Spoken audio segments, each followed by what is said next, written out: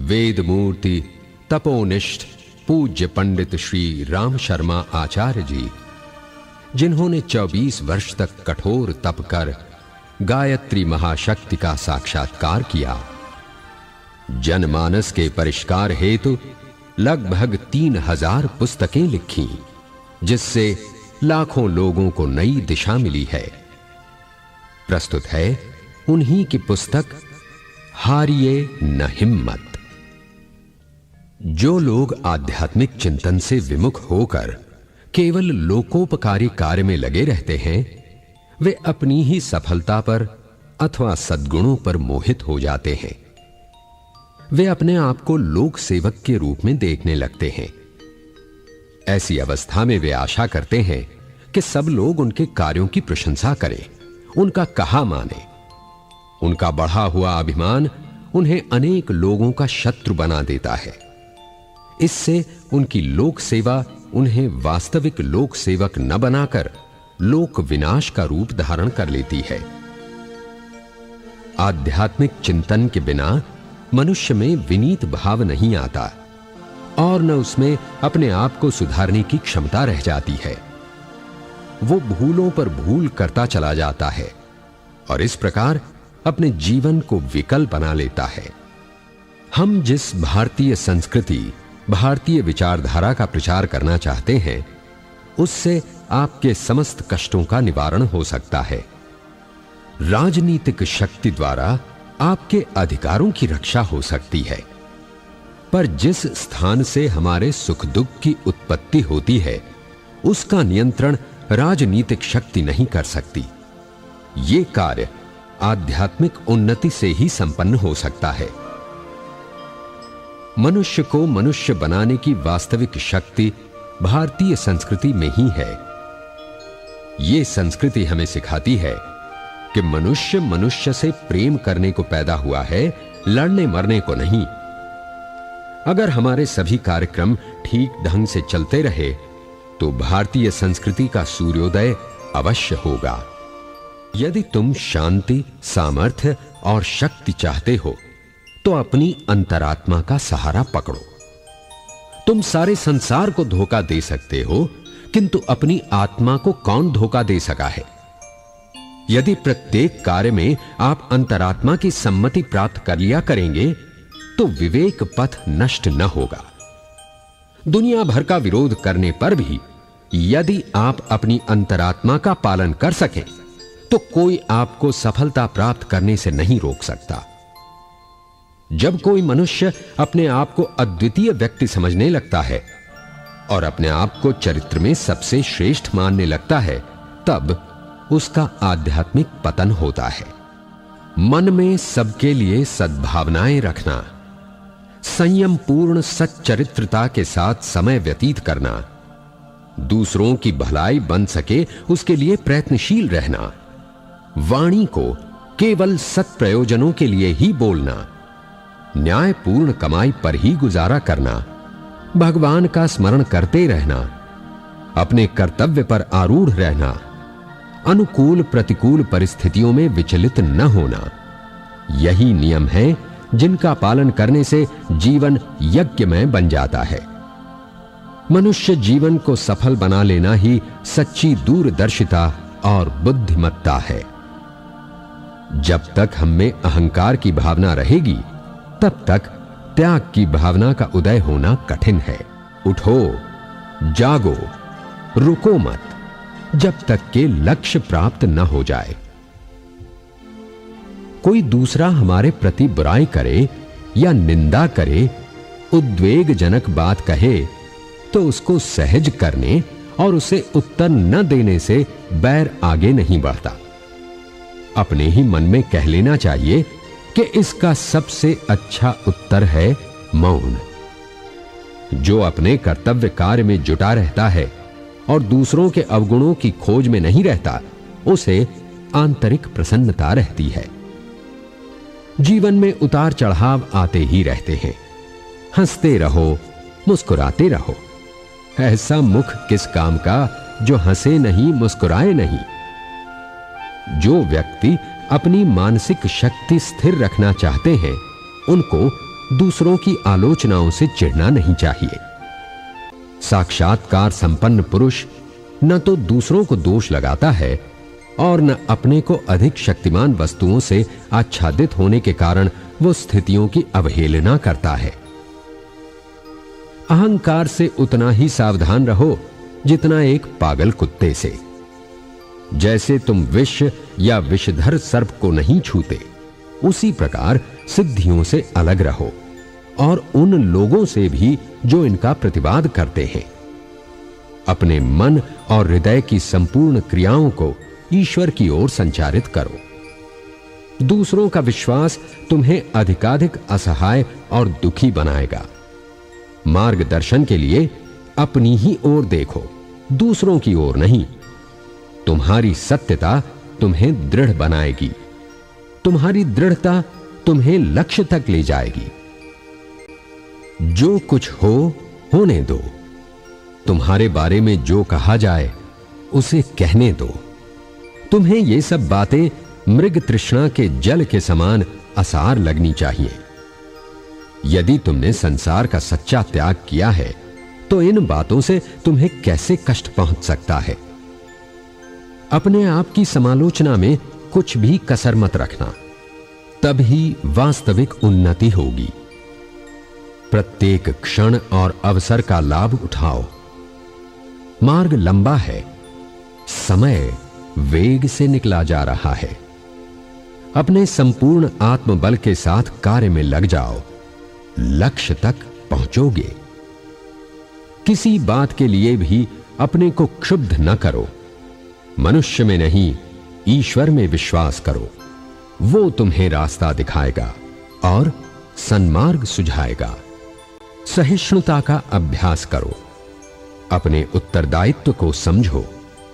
किसी के दोष को देखने और उन पर टीका टिप्पणी करने के पहले अपने बड़े बड़े दोषों का अन्वेषण करो। यदि अपनी वाणी का नियंत्रण नहीं कर सकते तो उसे दूसरों के प्रतिकूल नहीं बल्कि अपने प्रतिकूल उपदेश करने दो।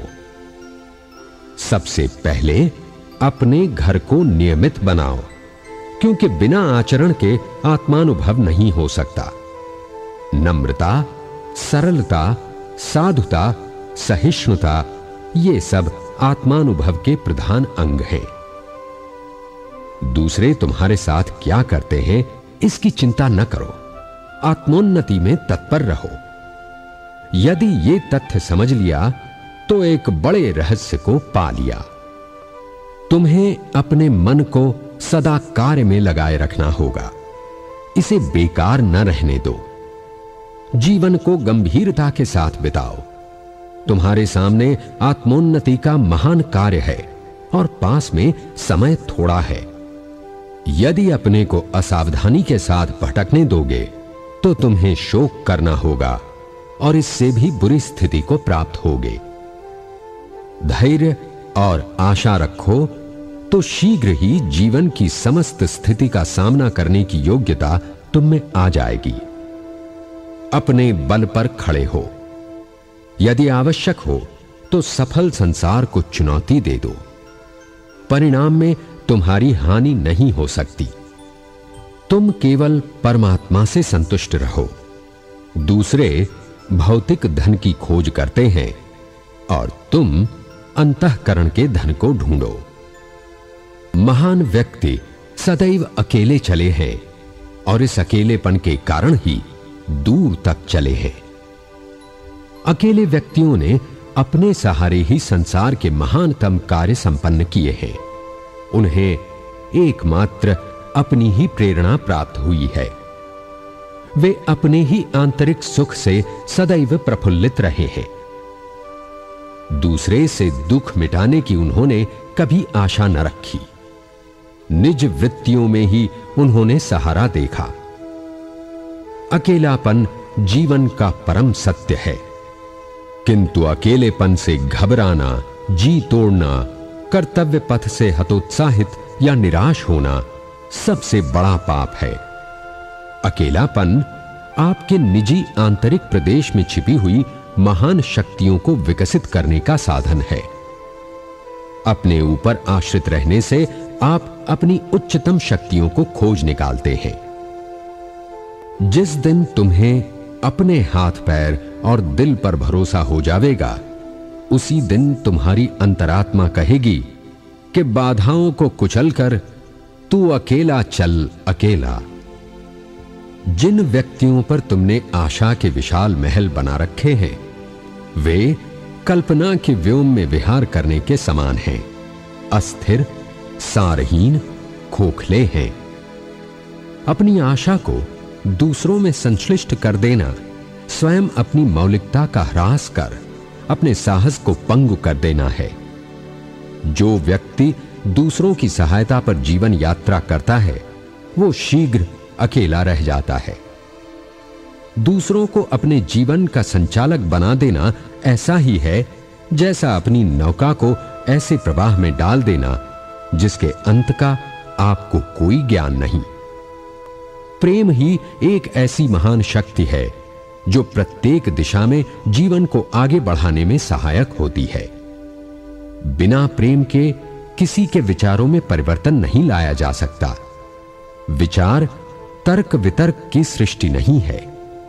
विचारणा तथा विश्वास बहुकाल के सत्संग से बनते हैं। अधिक समय की संगति का ही परिणाम प्रेम है। इसलिए विचार धारणा अथवा विश्वास प्रेम का विषय है। यदि हम दूसरों पर विजय प्राप्त करके उनको अपनी विचारधारा में बहाना चाहते हैं, उनके दृष्टिकोण को बदलकर अपनी बात मनवाना चाहते हैं, तो प्रेम का सहारा लेना चाहिए। तर्क और बुद्धि हमें आगे नहीं बढ़ा सकते हैं। विश्वास रखिए कि आपकी प्रेम और सहानुभूतिपूर्ण सभी बातों को सुनने के लिए दुनिया विवश होगी। हम दूसरों को बरबस अपनी तरह विश्वास, मत, स्वभाव एवं नियमों के अनुसार कार्य करने और जीवन व्यतीत करने के लिए बाध्य करते हैं। दूसरों को बरबस सुधार डालने, अपने विचार या दृष्टिकोण को जबरदस्ती थोपने से न सुधार होता है, न आपका ही मन प्रसन्न होता है। यदि हम अमुक व्यक्ति को दबाए रखेंगे तो अवश्य परोक्ष रूप से हमारी उन्नति हो जाएगी। अमुक व्यक्ति हमारी उन्नति में बाधक है, अमुक हमारी चुगली करता है, दोष निकालता है, मानहानि करता है। अतः हमें अपनी उन्नति न देखकर पहले अपने प्रतिपक्षी को रोके रखना चाहिए। ऐसा सोचना और दूसरों को अपनी असफलताओं का कारण मानना भ्रम मूलक है। जब मन में पुरानी दुखद स्मृतियां सजग हों तो उन्हें भुला देने में ही श्रेष्ठता है। अप्रिय बातों को भुलाना आवश्यक है। भुलाना उतना ही जरूरी है जितना अच्छी बात का स्मरण करना। यदि तुम शरीर से, मन से और आचरण से स्वस्थ होना चाहते हो तो अस्वस्थता की सारी बातें भूल जाओ।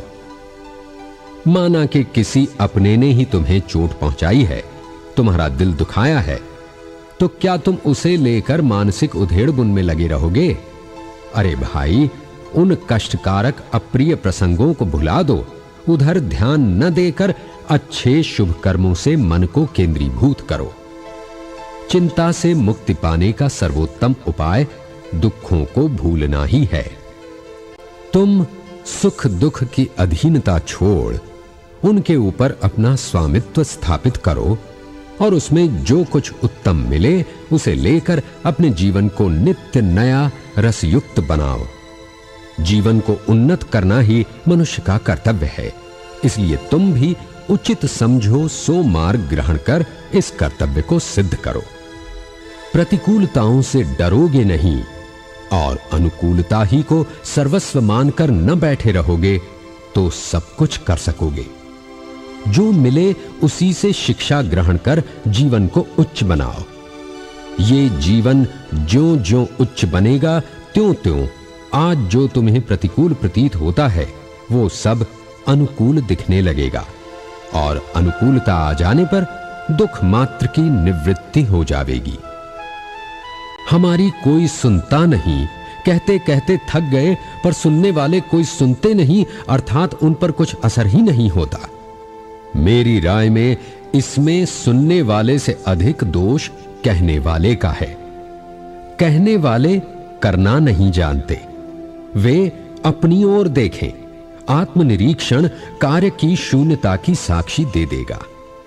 वचन की सफलता का सारा दारोमदार कर्मशीलता में है।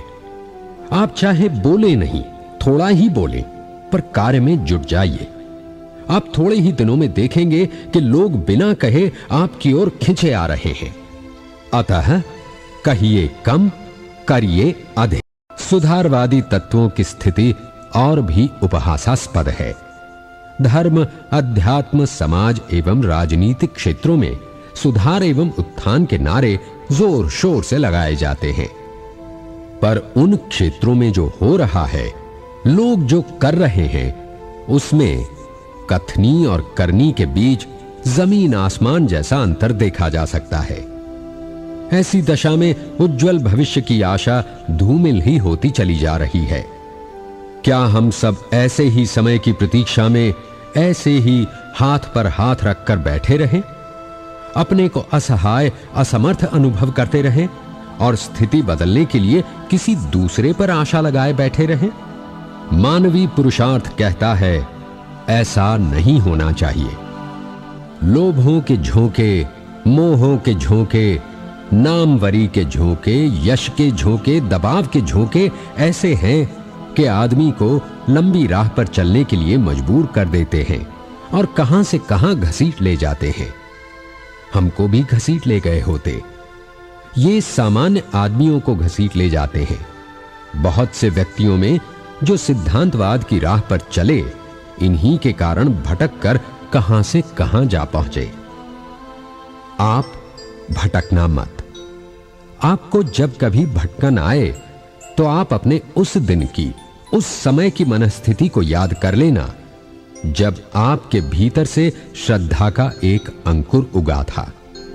उसी बात को याद रखना कि परिश्रम करने के प्रति जो हमारी उमंग और तरंग होनी चाहिए, उसमें कमी तो नहीं आ रही।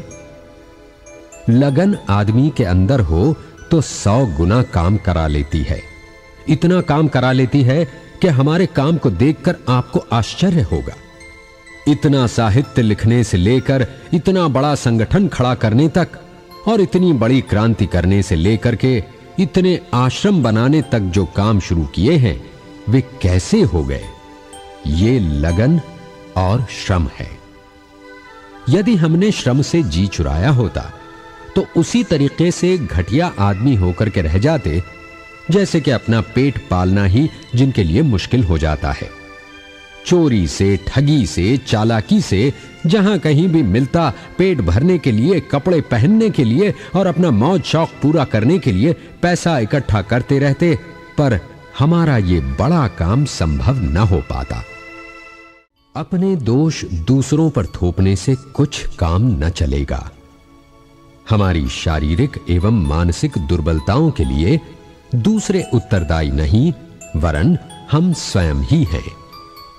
दूसरे व्यक्तियों, परिस्थितियों एवं प्रारब्ध भोगों का भी प्रभाव होता है, पर 3/4 जीवन तो हमारे आज के दृष्टिकोण एवं कर्तव्य का ही प्रतिफल होता है। अपने को सुधारने का काम हाथ में लेकर हम अपनी शारीरिक और मानसिक परेशानियों को आसानी से हल कर सकते हैं। प्रभाव उनका नहीं पड़ता जो बकवास तो बहुत करते हैं पर स्वयं उस ढांचे में ढलते नहीं। जिन्होंने चिंतन और चरित्र का समन्वय अपने जीवन क्रम में किया है, उनकी सेवा साधना सदा फलती फूलती रहती है। क्या करें, परिस्थितियां हमारे अनुकूल नहीं हैं, कोई हमारी सहायता नहीं करता, कोई मौका नहीं मिलता, आदि शिकायतें निरर्थक हैं। अपने दोषों को दूसरों पर थोपने के लिए इस प्रकार की बातें अपनी दिल जमाई के लिए कही जाती हैं। लोग कभी प्रारब्ध को मानते हैं, कभी देवी देवताओं के सामने नाक रगड़ते हैं। इस सब का कारण है अपने ऊपर विश्वास का न होना।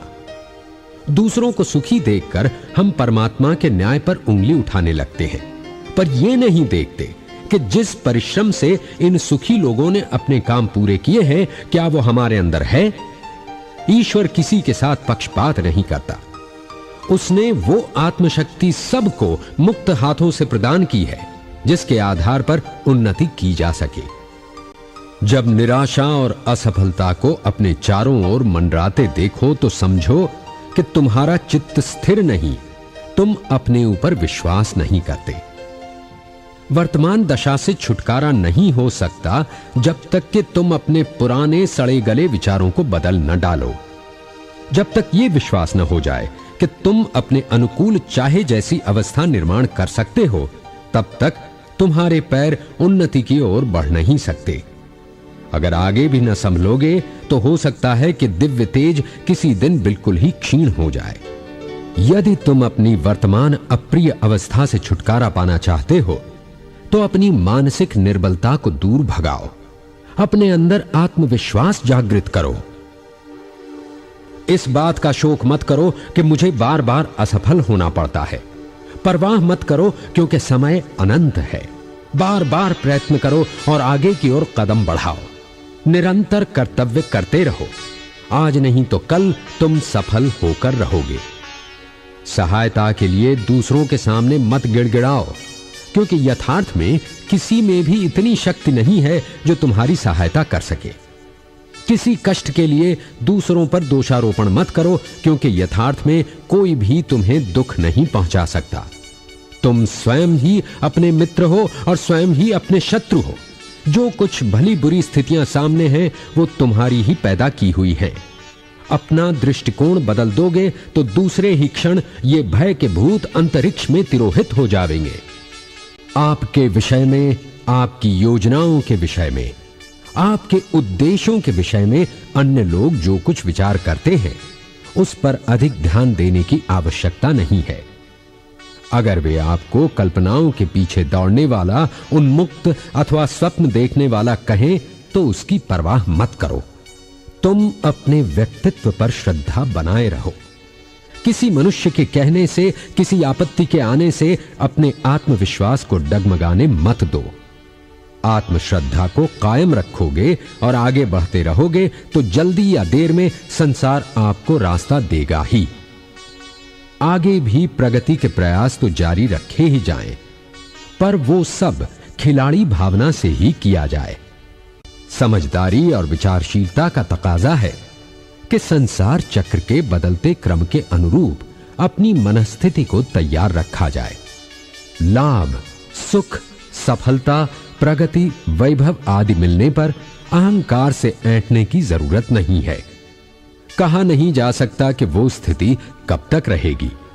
ऐसी दशा में रोने, झींकने, खींचने, निराश होने में शक्ति नष्ट करना व्यर्थ है। परिवर्तन के अनुरूप अपने को ढालने में, विपन्नता को सुधारने में, सोचने, हल निकालने और तालमेल बिठाने में मस्तिष्क को लगाया जाए तो ये प्रयत्न रोने और सिर धुनने की अपेक्षा कहीं अधिक श्रेयस्कर होगा। बुद्धिमानी इसी में है कि जो उपलब्ध है उसका आनंद लिया जाए और संतोष भरा संतुलन बनाए रखा जाए। एक साथ बहुत सारे काम निपटाने के चक्कर में मनोयोग से कोई कार्य पूरा नहीं हो पाता। आधा अधूरा कार्य छोड़कर मन दूसरे कार्यों की ओर दौड़ने लगता है। यहीं से श्रम, समय की बर्बादी प्रारंभ होती है तथा मन में खीज उत्पन्न होती है। विचार और कार्य सीमित एवं संतुलित कर लेने से श्रम और शक्ति का अपव्यय रुक जाता है और व्यक्ति सफलता के सोपानों पर चढ़ता चला जाता है। कोई भी काम करते समय अपने मन को उच्च भावों से और संस्कारों से ओतप्रोत रखना ही सांसारिक जीवन में सफलता का मूल मंत्र है। हम जहां रह रहे हैं उसे नहीं बदल सकते, पर अपने आप को बदलकर हर स्थिति में आनंद ले सकते हैं। दूसरों से यह अपेक्षा करना कि सभी हमसे होंगे और हमारे कहे अनुसार चलेंगे, मानसिक तनाव बने रहने का, निरर्थक उलझनों में फंसे रहने का मुख्य कारण है। इससे छुटकारा पाने के लिए यह आवश्यक है कि हम चुपचाप शांतिपूर्वक अपना काम करते चलें और लोगों को अपने हिसाब से चलने दें। किसी व्यक्ति पर हावी होने की कोशिश न करें और न ही हर किसी को खुश रखने के चक्कर में अपने अमूल्य समय और शक्ति का अपव्यय ही करें। अस्त व्यस्त जीवन जीना, जल्दबाजी करना, रात दिन व्यस्त रहना, हर पल क्षण को कामकाज में ही ठूंसते रहना भी मन क्षेत्र में भारी तनाव पैदा करते हैं। अतः यहां ये आवश्यक हो जाता है कि अपनी जीवन विधि को, दैनिक जीवन को विवेकपूर्ण बनाकर चलें। ईमानदारी, संयमशीलता, सज्जनता, नियमितता, सुव्यवस्था से भरा पूरा हल्का फुल्का जीवन जीने से ही मनःशक्ति का सदुपयोग होता है और ईश्वर प्रदत्त क्षमता से समुचित लाभ उठा सकने का सुयोग बनता है। कर्तव्य के पालन का आनंद लूटो और विघ्नों से बिना डरे जूझते रहो। यही है धर्म का सार तत्व। संसार के सारे महापुरुष प्रारंभ में साधारण श्रेणी, योग्यता, क्षमताओं के व्यक्ति रहे हैं। इतना होने पर भी उन्होंने अपने प्रति दृष्टिकोणहीन नहीं बनने दिया और निराशा को पास नहीं फटकने दिया। आत्मविश्वास एवं अविरल अध्यवसाय के बल पर वे कदम कदम पर आगे बढ़ते ही गए। प्रतिकूल परिस्थितियों में भी वे लक्ष्य से विचलित नहीं हुए। नगण्य से साधन और अल्प योग्यता होते हुए भी देश, धर्म, समाज और मानवता की सेवा में अपनी जीवन की आहुति समर्पित कर समाज के सामने उदाहरण प्रस्तुत कर गए और कोटि कोटि जनों को दिशा प्रदान कर गए।